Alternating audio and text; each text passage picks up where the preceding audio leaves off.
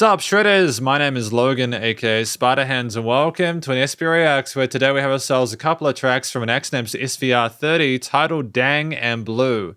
And if we switch over to here, we have ourselves the tracks on Spotify here. Got 1,000 monthly listeners, which is a good effort, but we're going to listen through each of these two tracks from start till finish. And we're going to hear what we think. Starting with Dang, let's go, let's do it. What do we got? Got lyrics here as well. The sound design is intriguing.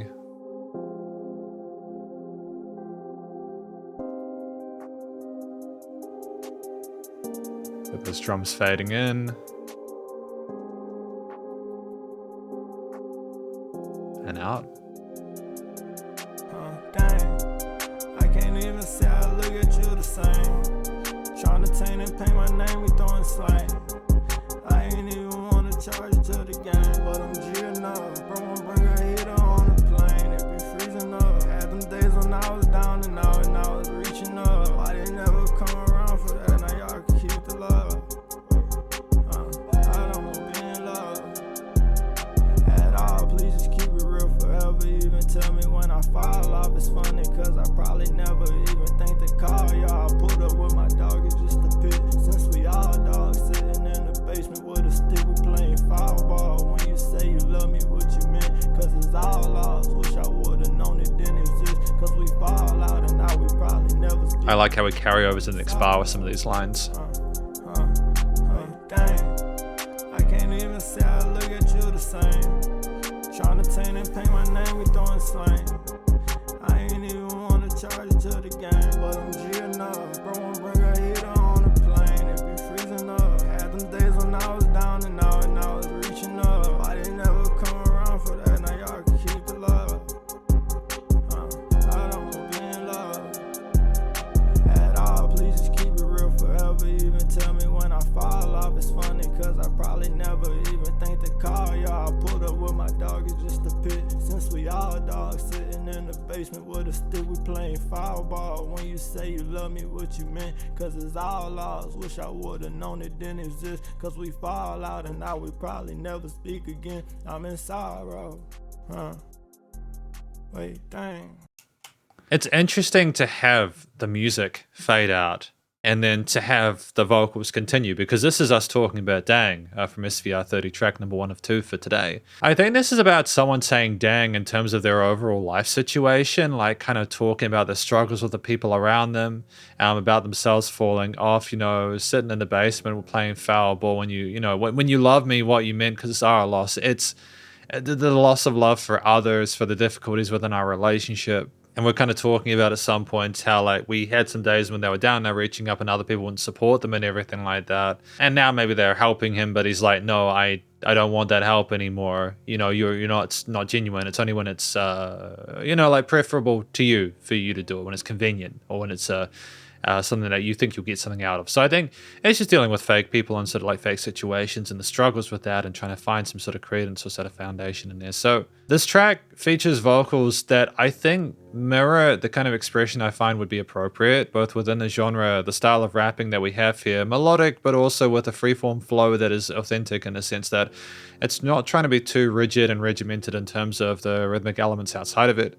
I think that the words do come clearly for the most part. Some of the words not necessarily as much, but it's more so I think we sound like we're just really exhausted with the situation that we're dealing with. And we sound like we're audibly affected by it. And I think that if you had like enunciated more clearly or been sort of more blunt or kind of pointed about it, it would have sounded like you were more sort of like upset or angry as opposed to going through those kind of harder feelings in that kind of way. So I feel like it all matches up. And this is kind of like split halfway stanza there where we kind of repeat certain lines there or themes there, which is, again, a part of parcel for the genre, and it makes sense in situations.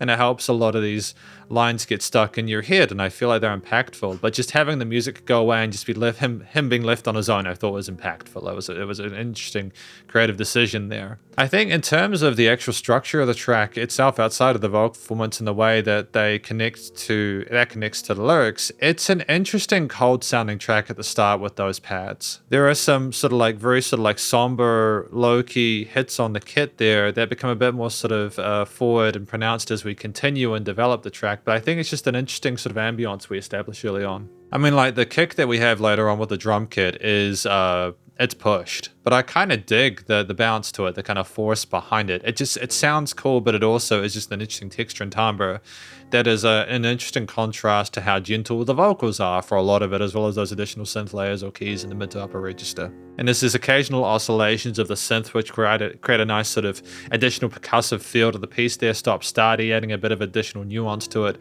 and some sparkly synths in the mid to upper ranges that kind of make you feel like you're listening to this at nighttime with the stars above kind of staring up, wondering how things went wrong. In fact, I think looking through the lyrics again, we talk about people needing to keep it real with him, even telling them when they've fallen off. He just wants to find some authenticity with people. So I think the minor key orient of a lot of these elements within this piece makes sense.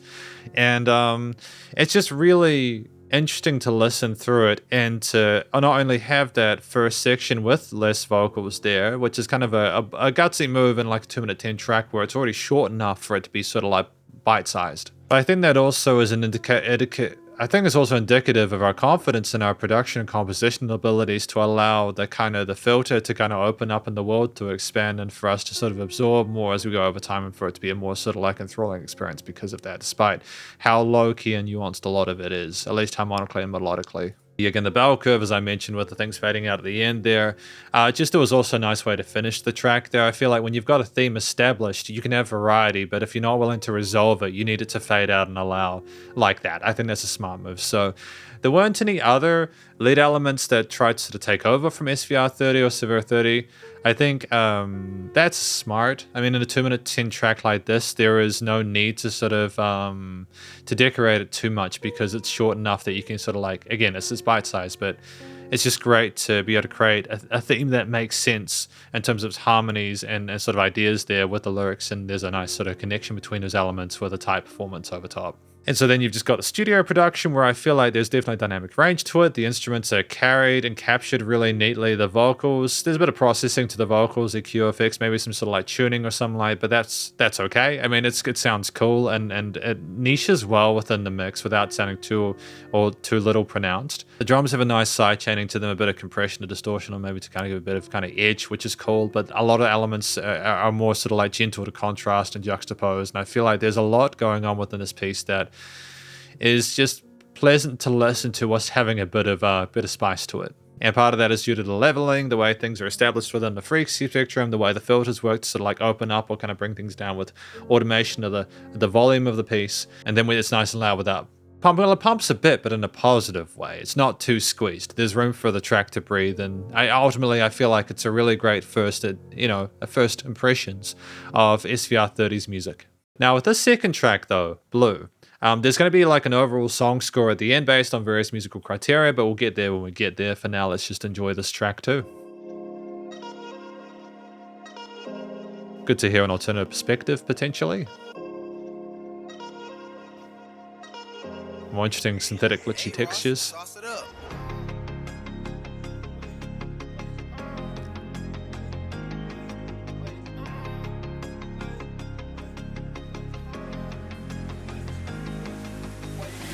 In my back, I know you like these wounds. Okay, when you cross me over, I said I love you too. But I just hated being sober, look what you put me through. But if you need it, you could call me, then I'ma still come through. Got so much love for my brothers, some of them cost me too. I lost some day ones on bad blood, then KB too. That woke that monster in me, that smoke rolls that you can't see through.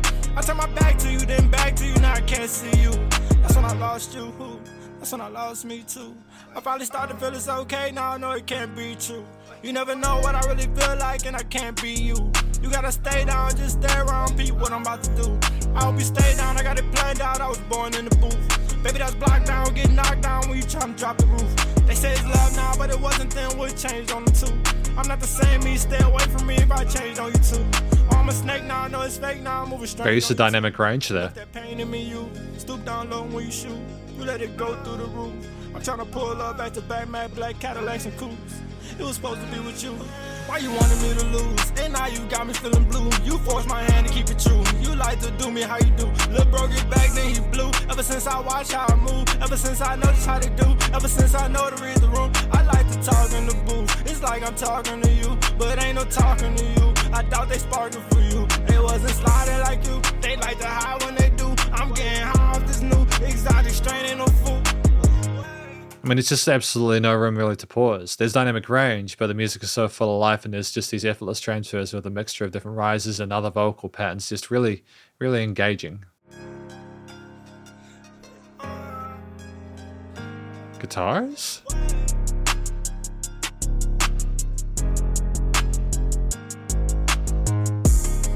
Oh man, those 808s though.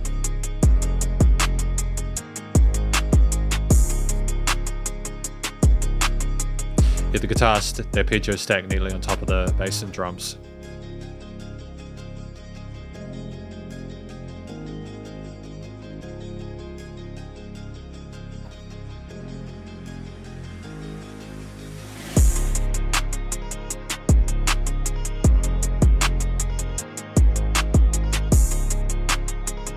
Different lead variation with that.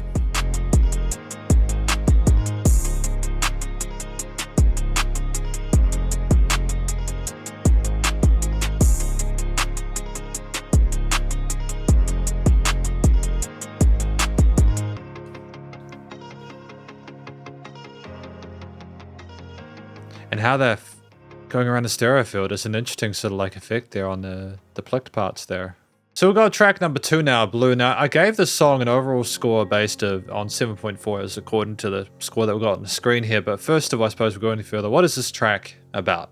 I think that this song is about someone who is looking at the people around them, the people they used to know, how they've grown as an individual, and they're kind of reasserting themselves and finding their place in the booth, and just kind of realize what people are kind of been blowing through, that they've kind of transitioned or moved on a past, and they're trying to talk to them, but they know there's not really possible to talk to them. So they're kind of just like coping with the reality of the relationships they're in, and just kind of dealing with the blues and not having those anymore. And there's complicated emotions and sort of social facets being discussed here, but I feel like this is nonetheless another very sort of authentic, sincere performance from Svr 30, and it was good to listen through. I mean, like, there was a nice coloration for the vocals. I personally felt that the rhythms vocally, the rhythms here were a little bit tighter than the previous track.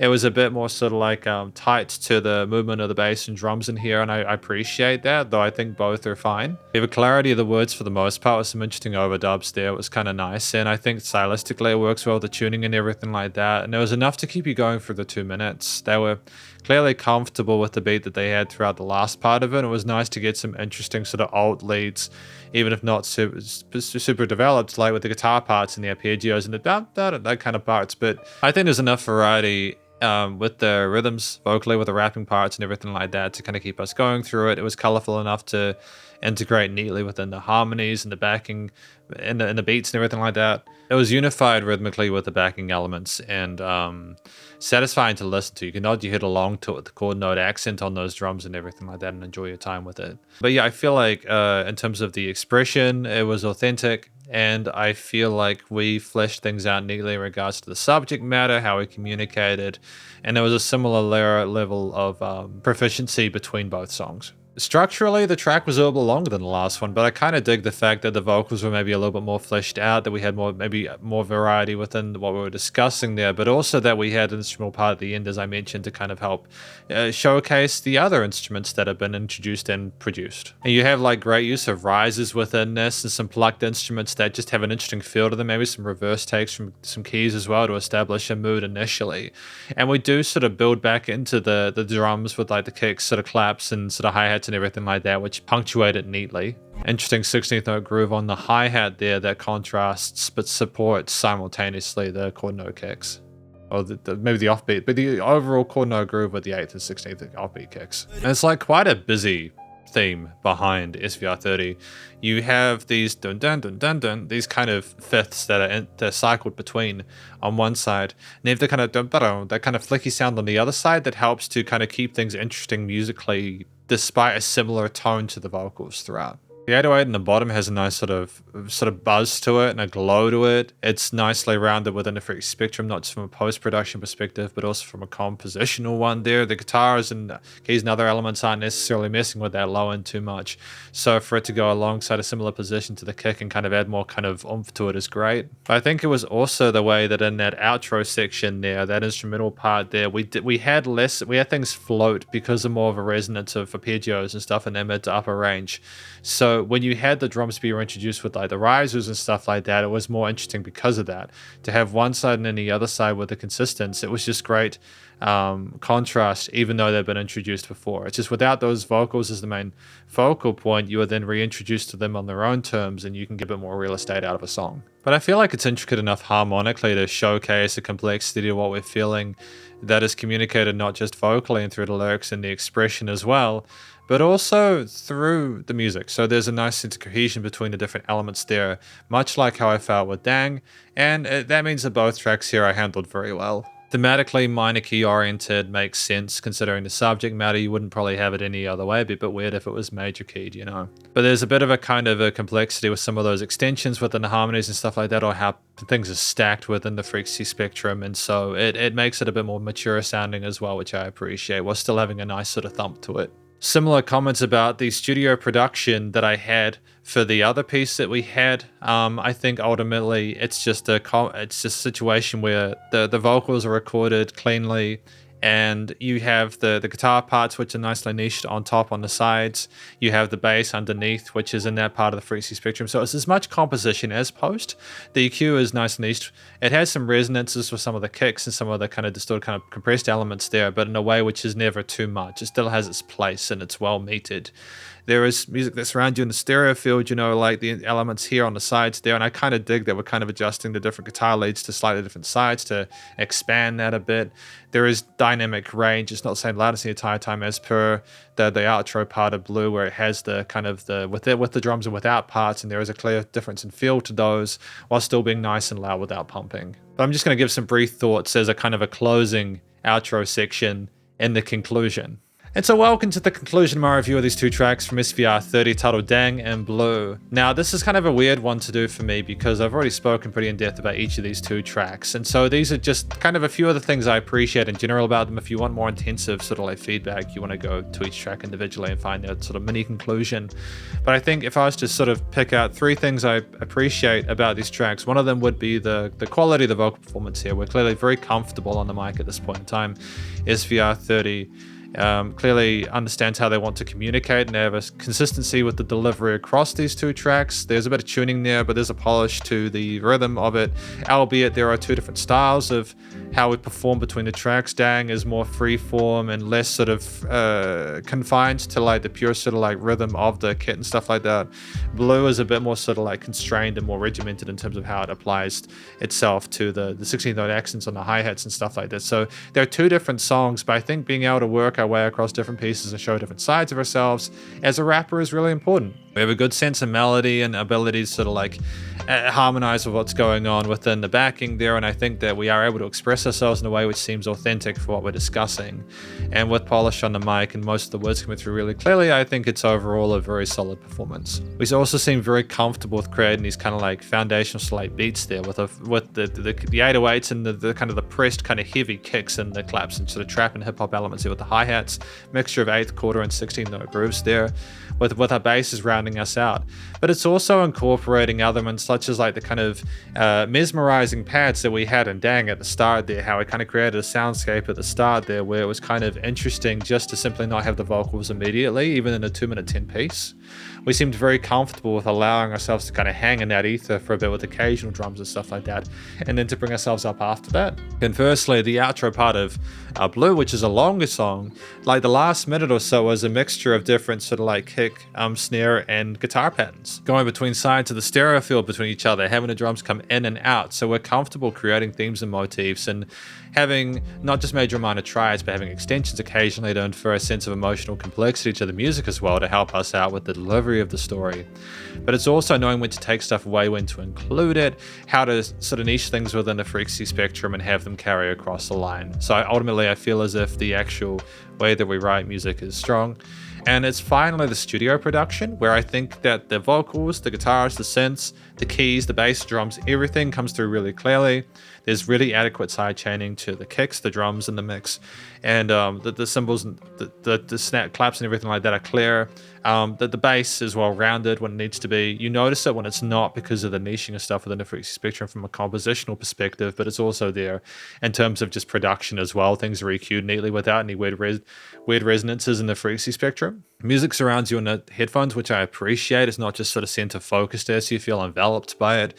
And there's dynamic range to it. There's like fade outs occasionally and mixing with like filters and stuff like that, and some risers as well in blue, which were kind of cool. I dig that. I think it's great to sort of have built-in anticipations and stuff like that, as long as they're not overdone. And ultimately, it's nice and loud without pumping. It allows Svr 30 to do what they want to do in a way that sounds commercial grade without overdoing it and overproducing it. So ultimately, I think these were two very interesting experiences. I enjoyed my time with them, and I wish Svr 30 all the best in future, because this is my review of these two tracks from Svr 30, titled Dang and Blue, and hopefully you enjoyed it. If you did, please go show them some love via their various social medias and the Spotify page, and stay cool and stay safe, and please remember to support your local musicians and artists at this point in time, as they need the help more than ever with all the crazy stuff going on in the world. And I'll catch you in the next SP Reacts. Spiderhands out.